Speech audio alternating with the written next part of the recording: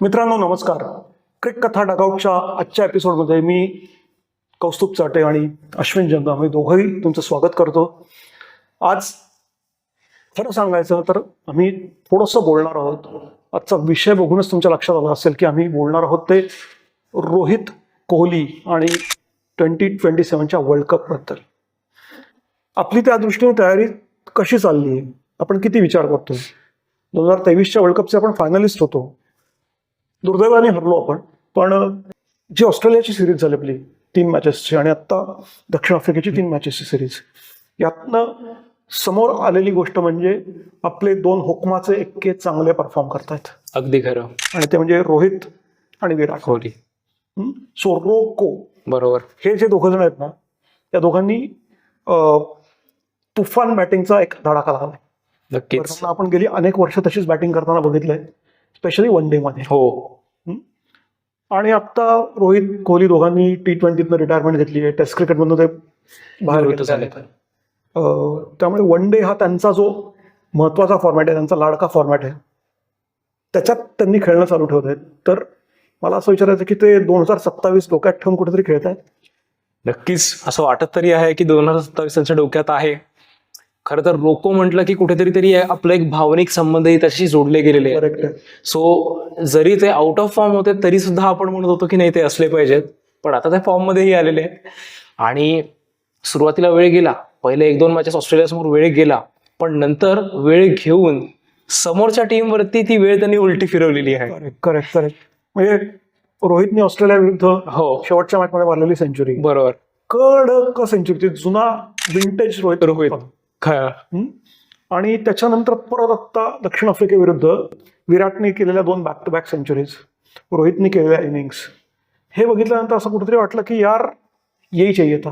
Exactly. म्हणजे मला सांगू का तुला कुठली आठवण आली तर सचिन त्याच्या प्राईम मध्ये होता ना, हो, ती आठवण मला या 2 काय सिरीज बघून आली. बरोबर. कारण ज्या ऑथॉरिटीनी, ज्या ऑथेंटिसिटीनी ते दोघं जण मैदानावर होते ना, ते बघता त्यांनी ठरवलं की हे आम्हीच कारण. हो. बरं, ह्याच्यात गंमत अशी आहे की रोहित पण आता 35च्या पुढे, हो, विराटही तिथे आहे, हो, तरी सुद्धा ते दोघं एक्सलंट खेळत आहेत, प्रश्नच नाही. बरं, रोहितने स्वतःचं वजन कमी केलंय, तो फिट झाला आहे, तो मैदानावरती ज्या पद्धतीने वावरतोय ते बघितल्यानंतर असं कळतं की बस आपण. आणि विराट बद्दल तर बोलायलाच नको, प्रश्नच नाही. विराट अजूनही 17-18 वर्षाच्या पोरांना लाजू हा स्वतःचा फिटनेस आहे. सो रोहित विराट त्या 2 सेंचुरीज, किंवा जर आपण रोहितच्या सेंचुरीबद्दल बोलूयात आधी. तू म्हटलास तसं त्यांनी वेळ घेतला सुरुवातीला, पण नंतर जे रोहितने सेंचुरी केली सिडनी क्रिकेट ग्राउंडवर, ती एक्सलंट होती. ती सिरीज आपण हरलो, पण त्या मॅच बद्दल किंवा त्या इनिंग बद्दल तू काय सांगशील? तर कुठेतरी तरी एक समाधानकारक इनिंग होती, कारण की आपण इमॅजिन नाही करू शकत की त्या प्लेयर्सना किती प्रेशर असेल. आपल्याला प्रेशर होतं की त्यांनी परफॉर्म करावं. आपण पाहिलं की 10-1 किलो वजन साधारण रोहितने कमी केलं. फिटनेसवरती त्याचा प्रश्नचिन्ह काही कारण नसताना उठवले गेले होते, कारण तो गेम फिट तर होता. करेक्ट. तर त्याच्यानंतर पहिल्या मॅचमध्ये अगदी 8 रन्सवरती आउट होऊन दुसऱ्या मॅचमध्ये हाफ सेंचुरी करून तिसऱ्या मॅचमध्ये परत शतक, म्हणजे जो ग्राफ वर गेलेला आहे ऍब्सोल्युटली, त्याच्यासोबत स्टेक्सही वर गेले पुन्हा एकदा. ऍब्सोल्युटली. आणि ते खरंच एक अतिशय सुखकारक गोष्ट होती. आणि ते त्या दोघांना ना, स्पेशली रोहितला असं मैदानावर बघताना आणि परफॉर्म करताना बघितलं ना की असं इतकं लय भारी वाटतं ना. आणि तुला गंमत सांगतो, काय परवाची जी साऊथ आफ्रिकेची 3री वनडे जी झाली त्याच्यामध्ये मला आठवत नाही कोणी तो शॉट मारला होता, पण रोहितनी पॉइंटला एक अप्रतिम स्टॉप केला. हो. आणि तो बघितला आणि असं ओझरता बघितला, आणि मला आधी असं वाटलं की अरे जडेजा आहे का, पण नाही यार, रोहित होता. आणि ते बघितलं असं वाटलं यार हे परत येत आहे. आणि त्याच्यानंतर साऊथ आफ्रिका सिरीजमध्ये विराट आला. हो, विराटनी 3ही मॅचेस कडक परफॉर्मन्स केला. 2 मॅचेसमध्ये सेंचुरी, एका मॅचमध्ये हाफ सेंचुरी. बरं, टीम किंवा आपली इनिंग पूर्ण कॅरी केली. सो रोहित आला आधी, मग विराट आला, आणि दोघेही काइंड ऑफ आपला प्रेझेन्स तिथे दाखवत होते. आणि त्यामुळेच मी हा विषय घ्यायचा ठरवला की 2027 ते तयारी करतात. बरं, 2027चा वर्ल्ड कप होणार आहे साऊथ आफ्रिका. हो त्यामुळे तो खूप महत्वाचा असणार आहे. साऊथ आफ्रिकेच्या पिचेसवर आपल्याला एक्सपिरियन्स पण पाहिजे. हो, या दोघांनी इतके एक्सपिरियन्स बॅट्समन आहेत कुठे आपल्याकडे? कोणीच नाहीये. बरोबर. सो त्या वर्ल्ड कपसाठी जी या दोघांची तयारी सुरू झाली, जी मेहनत सुरू झाली, याच्यामध्ये सुद्धा काही ड्रॉबॅक्स जाणवत आहेत, किंवा ड्रॉबॅक्स नाही म्हणणार मी त्याला, काही निगेटिव्ह गोष्टी आहेत का? त्या दोघांच्या खेळाबद्दल अजिबातच नाही, प्रश्नच नाही. Absolutely. आणि विराटचा तिकडचा साऊथ आफ्रिकेमधला रेकॉर्ड पाहता तर नाहीच नाही. पुन्हा जसं तुम्ही म्हणालात की 2 अनुभवी फलंदाज पाहिजेत. फक्त भीती एकाच गोष्टीची आहे की चॅम्पियन्स ट्रॉफीमध्ये दोघांनीही अप्रतिम प्रदर्शन केलं होतं. त्याच्यानंतर 6 महिन्यांचा ब्रेक त्यांना मिळाला आणि मग जेव्हा ते आले तर त्यांनी सुरुवातीला थोडा वेळ घेतला.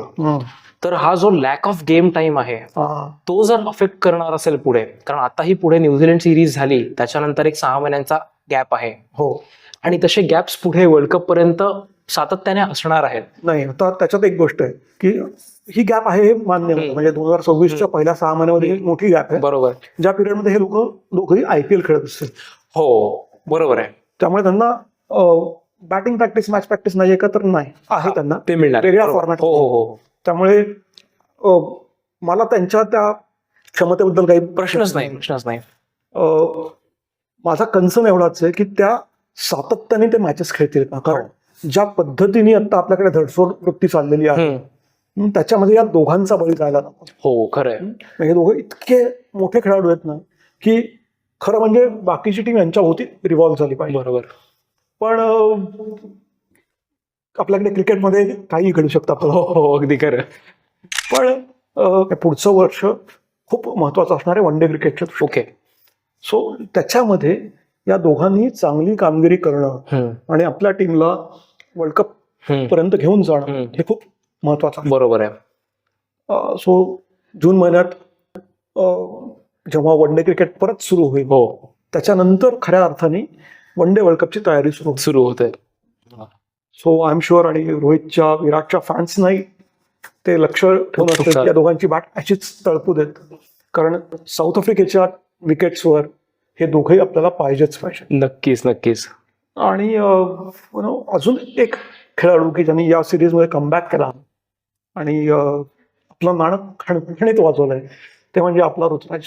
नक्कीच. तू का मौसम आगे.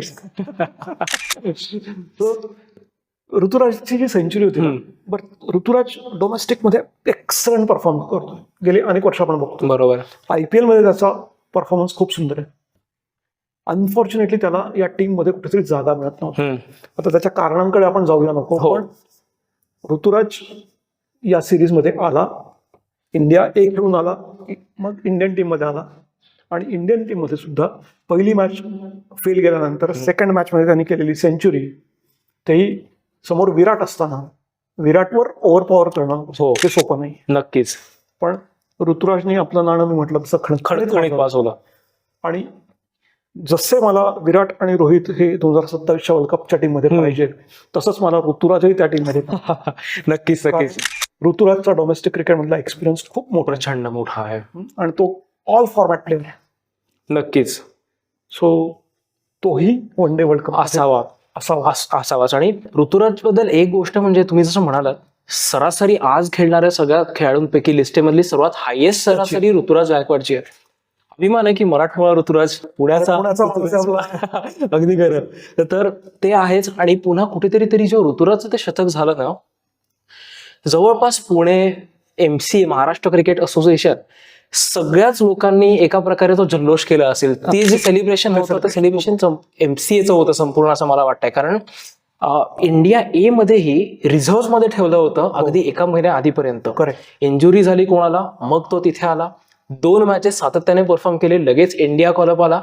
पहिल्या मॅच मध्ये अनफॉर्च्युनेटली अप्रतिम झेल घेतल्यामुळे त्याची इनिंग शॉर्टलिव्ह झाली. आणि नंतर जसं तुम्ही म्हणालात की विराटला जर तुम्ही ओव्हरपॉवर करू शकताय, ऍब्सोल्युटली. म्हणजे रिकी पॉन्टिंग तुम्हाला नेक्स्ट बिग थिंग म्हणतोय. अरे नाही, तो नेक्स्ट बिग थिंग आहे, पण या लोकांना कळलं पाहिजे. खरंय. आणि मला असं वाटतं की ऋतूचा मौसम आलेला आहे. एक्झॅक्टली. 2025 संपत आलाय, पण लिहून घे, 2026-2027 ही 2 वर्ष त्याचीच आहेत, बरोबर. त्याच्यानंतरची पण. आणि या 2026 मध्ये मला तो 3ही फॉर्मॅट्समध्ये खेळता हवा आहे. म्हणजे तो बरोबर. जो काय खेळेल ना बॉस अपना आदमी. बरोबर, खरं. सो रोहित, विराट आणि ऋतुराज हे माझे 2027 चे पहिले 3 चॉईसेस असतील. नक्कीच नक्कीच. माझे रोहित, विराट यांच्याशी इमोशनल कनेक्ट तर आहेच आहे. ऋतुराजची इमोशनल कनेक्ट तर आहेच, परंतु तो ज्या प्रकारे खेळलाय ते त्याने दाखवून दिलेलं आहे. अश्विन म्हणजे हे इमोशनल कनेक्ट हा एक वेगळा भाग. हो. पण प्रॅक्टिकल विचार, हो हो प्रॅक्टिकली सुद्धा तू या 3 प्लेयर्स शिवाय जाऊ शकत नाही. हो, खरं खरं खरं. आणि ऋतुराज बद्दल एक गोष्ट मला पुन्हा सांगायची आहे की CSK साठी जेव्हा त्याचा पहिला सीझन होता, पहिले 3 मॅचेस नव्हता चालला, परंतु MS धोनी यांनी त्यांना बॅक केले. कुठेतरी तरी ते इंडियन टीम मध्ये करण्याची गरज होती की 1-2 सिरीज दिली गेली पाहिजे होती. पण आता ती वेळ येणार नाही, कारण आता त्याने त्याचं सामर्थ्य काय ते दाखवलेलं आहे. दाखवलंय, नक्कीच दाखवलंय. सो आणि ऋतुराज T20 बऱ्याच मॅचेस खेळला असला तरी वन डे क्रिकेटमध्ये हार्डली 7-8-9 मॅचेस खेळले. हो, त्यामुळे तसा तो नवीन आहे, पण त्यांनी आपलं मेटल सिद्ध केलेलं आहे. नक्कीच. आणि मी म्हटलं त्याप्रमाणे 2026-2027 या दोन्ही वर्षांमध्ये तो भारतासाठी 3ही फॉर्मॅट्समध्ये खेळणं आवश्यक आहे. नक्कीच. पण एक प्रश्न आहे, आता सध्या ऋतुराजला जागा मिळाली आहे कारण श्रेयस अय्यर इंज्युअर्ड आहे आणि शुभमन गिलही खेळत नाहीये. ओके, जर पुन्हा ते दोघं आले तर त्याला संघामध्ये जागा देण्यात येईल का? वेल, मी उलट म्हणतो, शुभमन गिल आणि श्रेयस अय्यरने स्वतःला का नाही सिद्ध करावं? क्या बात आहे. सो ऋतुराज रन्स करतोय, ही शुड बी देअर, बाकीच्यांनी सिद्ध करावं ना. नक्कीच नक्कीच. So let's see.